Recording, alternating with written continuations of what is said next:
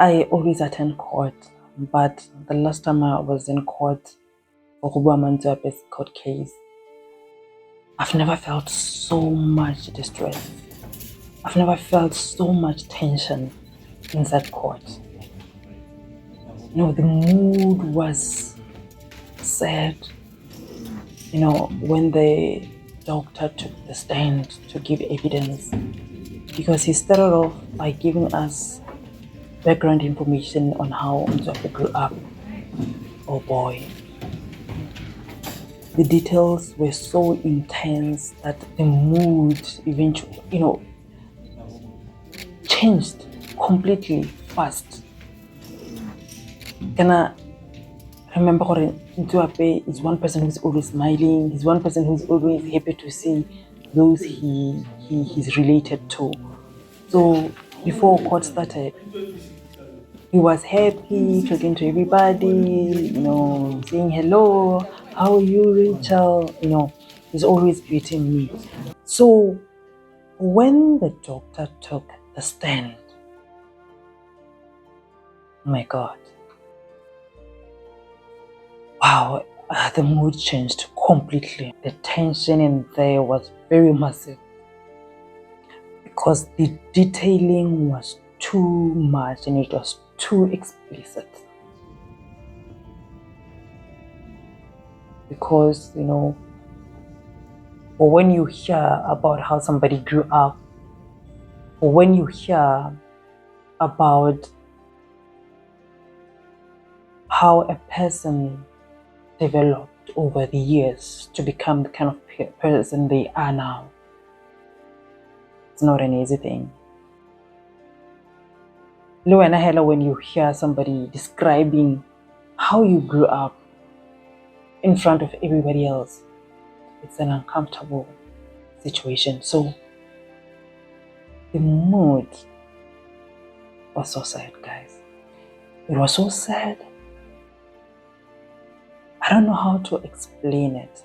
I've always had very keen interest on Gobuamang Ntsuape because the things he did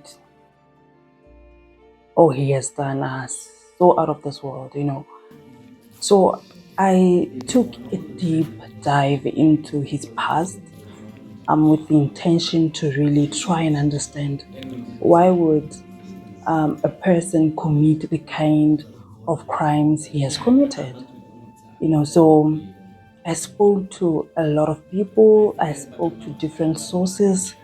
I spoke to his friends. I spoke to his churchmates.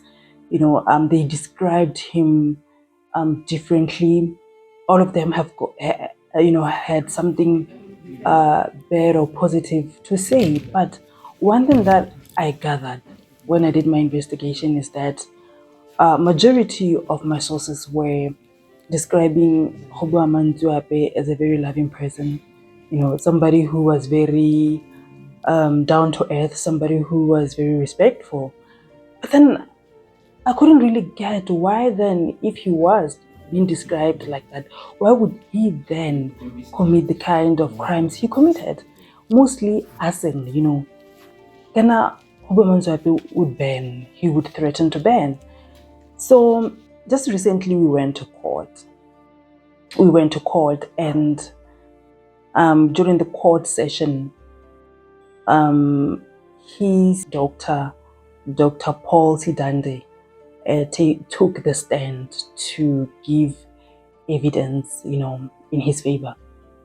Let me take you back and make you understand. Kana Gobuamang Ntsuape killed the mother of his girlfriend. The mother of his ex-girlfriend is called Sadi Kosizile. So Gobuamang had gone to Francistown in Block 9, because him and his ex-girlfriend had issues and the girlfriend decided to end the relationship. So Gobuamang couldn't take that. So he went to Francistown, all the way from Ramotswa to Francistown, and went and burned the girlfriend's car, which resulted in the fire spreading, eventually killing the mother to his ex-girlfriend. So what happened is Gobuamang got sentenced to death for the murder of his ex-girlfriend's mother. So he's a death row inmate right now. But in the process of going to court for that particular case before it was convicted, Gobuamang caused the vehicle, the prison vehicle that they were transported in, to cause an accident. And in the event, 2 people died, a prisoner and a police officer. So that is what happened, and that is the case that is currently before court right now. So what Gobuamang Ntsuape is basically doing right now, he's just trying by all means to pray for the court not to sentence him to death, because he pleaded guilty to all these offenses. He has been charged with 2 murders, and he has been charged and convicted, actually, has been charged and convicted with 2 murders and 4 attempted murders. So he is currently mitigating, for a lesser sentence, Now, in the process of him mitigating, he has 2 witnesses in his defense. So, like I had mentioned, the other one is a psychiatrist doctor, Dr. Paul Sidande, who works at Jubilee in Francistown. So this is the man who really took us through the kind of a person Gobuamang Ntsuape is. Remember, I've been wondering during my investigations, why would Gobuamang Ntsuape do what he does? Why would he want to burn things and burn people? So Dr. Paul Sidande, the psychiatrist, took us through. This is the man who was consulting Ntsuape in 2016, because there was a court order from the magistrate for Ntsuape to be done a psychiatric evaluation. So Dr. Sidande is the one who was consulting him. So when he took the stand recently, he told the court so many things about Ntsuape. He took us through his childhood. Ntsuape grew up as a very quiet child, and his quietness was associated with low-level depression and also issues of anxiety. He had a lot of anxiety, So this was a child who was very, very quiet, and his parents were very worried about him, that they had to take him from one traditional doctor to the other, trying to really understand why he behaves the way he behaves. So Ntsuape, then, when he was doing Form 2, according to the doctor, he completely changed. He completely changed, and he would refuse to do home chores. Whenever he's being tasked to do something, he would refuse. And he would sometimes threaten to kill himself. He was one child who had suicidal ideation. He would threaten to kill himself, and whenever he's being reprimanded, he would take a rope and run away, with issues of saying he's going to kill himself.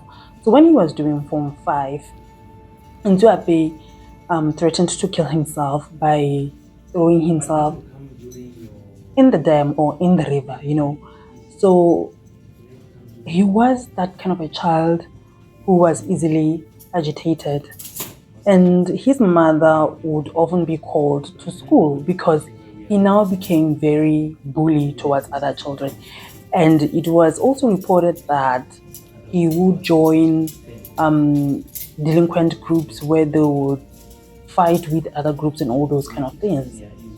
So the doctor further took us through the kind of relationships Ntsuape had with his family and all those around him. The relationship between himself and his peers was a bit complicated because Ntsuape would fight other peers. He would fight with others. And like I had mentioned, his mother would be called to school. Or Ntsuape is beating others and all those kind of things. So he was actually a bully when he was in school. The relationship he had with his teachers, though, was what really surprised me. This child is a bully, but the relationship he had with his teachers and his schoolwork was amazing. He was a very clever child. He was very smart.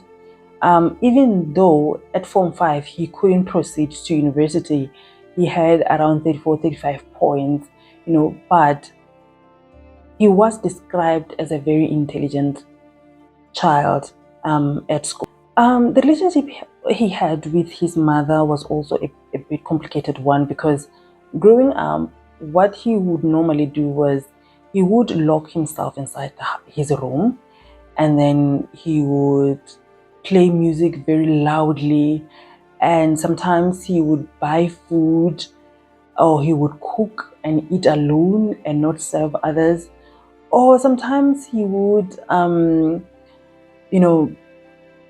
cook for everybody else and serve them. So this was so confusing, for the whole family. They were wondering, Kante, what is wrong with this person? And his mother had an intention, or she really wanted to go to the ex-girlfriend's place, to the family of the ex-girlfriend, to go and apologize on his son's behalf for what really transpired, concerning the mother, or the death that occurred in 2016.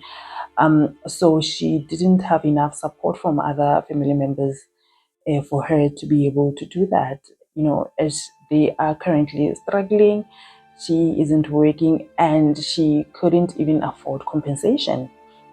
So it was a bit of a problem really for the both of them. And this really sort of stained their relationship. So the other relationship that he had was the relationship with his stepfather. Gobuamang Ntsuape never liked his stepfather. Up until he committed this crime in 2016, he doesn't even still like him. So his issue was he doesn't want a man in the house. He doesn't want a man in the house. So he once then locked his siblings inside the house with the intention to burn them, saying that he doesn't want them to grow up under this man's care. This made me realize that Ntsuape really loved his siblings. He didn't want them to be under this man who was in the house. When he thinks about his father, that he had a father who eventually died, but then there's this other man who has come into the house. So according to the doctor, what happened was Ntsuape went to the kotla to report this man, and they were all summoned to the kotla, where Ntsuape's mother was advised to visit this man at his house. But because she had very small children, she couldn't. So this man kept on coming to their house, which even irritated Ntsuape further. So you can imagine the anger he was living in, or he had inside of him. So what happened was the doctor now made a conclusion after assessing Ntsuape and consulting him. Ntsuape is someone who is suffering from anger issues. He is unable to control and manage his anger. And he is someone who has morbid jealousy, excessive jealousy, very, very, it's something that is so abnormal. The way he's very jealous is so abnormal.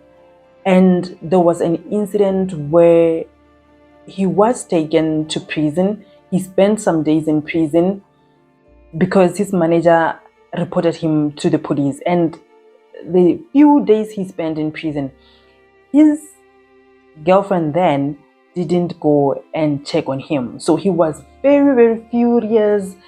and even suspecting that the reason why the girlfriend didn't check on him, it was because she has found another boyfriend.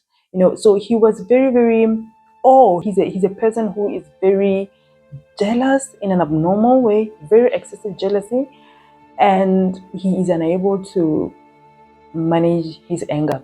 Now, the question was posed to the doctor to really clarify whether his upbringing, whether whatever happened in his childhood could really contribute to the kind of person Ntsuape is today. And the doctor indeed confirmed that when a child grows up under distress, when a child grows up under dysfunction, they tend to not be able to manage their anger. Some of them, they tend not to know how to control their anger, and they would even become very impulsive, like Ntsuape is. So the doctor was also asked a question like, Ntsuape, he grabbed the steering wheel while the driver was still driving and swayed the car, and it caused an accident. So the doctor was asked whether having diagnosed Ntsuape the way he did, would that really result in him taking such actions? And he said yes, because Ntsuape is very impulsive. He doesn't think through the consequences of his actions. So that is why he would cause the accident the way he caused it. The doctor further revealed that Ntsuape had a very high risk of harming himself and also harming others. So something that he said could only be managed through psychological support. That is why at the end he recommended, at the end of his consultations with him, he recommended for him to be consulted by a clinical psychologist. And Ntsuape, when he took the stand, he said it was very, very difficult for him to get that kind of service in prison, because he kept on asking the prison officers and prison officials to assist him to see a clinical psychologist, but it didn't happen, as soon as he thought it would. But they eventually booked him one. So the psychiatrist emphasized that the kind of condition that Ntsuape has can be managed, but he was saying it cannot be cured, but it is something that he can be assisted to manage it. Eventually, then he would feel better, and then he would also know how to really manage his anger issues, and also how to really, control how he feels, and even be able to think through the consequences of his actions. So we parted with Ntsuape in court, with him mitigating, trying to really take us through what transpired for him to end up causing the accident the way he did. According to Ntsuape, while they were being transported to Francistown prison, the driver was talking to his phone. He kept on talking to his phone, and he kept on talking to the phone. So he advised him that, may you kindly concentrate on driving and not on your phone. According to him, the prosecutor at the time who was handling his case was Sub-Inspector Tsepo, from Gobuamang police. Yes. So he says the prosecutor was always against whatever he was saying and stuff. So during that period when they were being transported to prison, he says that the prosecutor uttered certain words to an extent which he was saying, as the government, they are awaiting to kill him so that people can now live in peace. So he says those words really made him feel so under so much distress. He was so furious, he was so angry to the point where now he grabbed the steering wheel, wrestled with the steering wheel, and then caused the accident.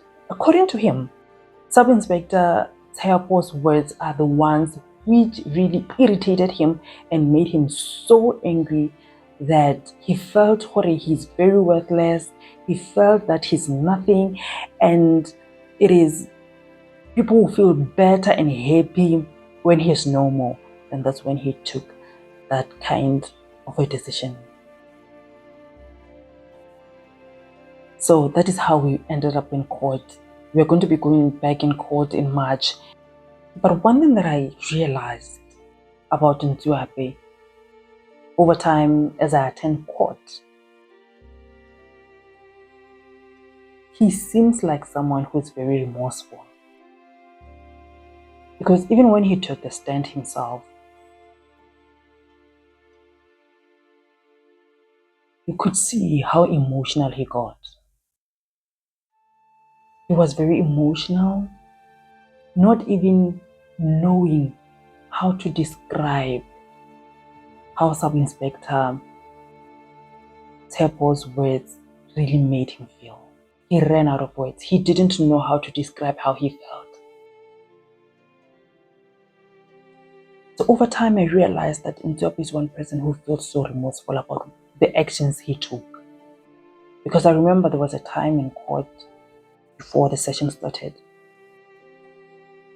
I was taking pictures and videos, and he was like, "Rachel, I wish you could do this, go out there and teach people about this. Take this as lessons to the people." He was basically telling me that whatever I'm going to document, it should be spread as a teaching to people what a crime doesn't pay. So, having been able to listen to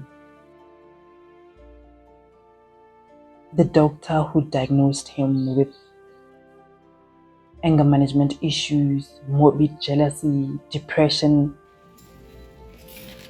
I've come to the conclusion that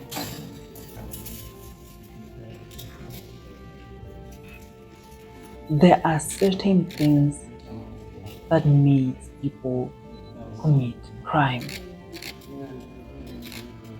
You just sometimes do not wake up to commit a crime. And profiling a perpetrator is something that, as a country, we should really consider so that we can be able to prevent other crimes in future or similar crimes in future. When we know and understand what really causes this person to commit crimes, we will then be able to prevent and deter future crimes of similar nature.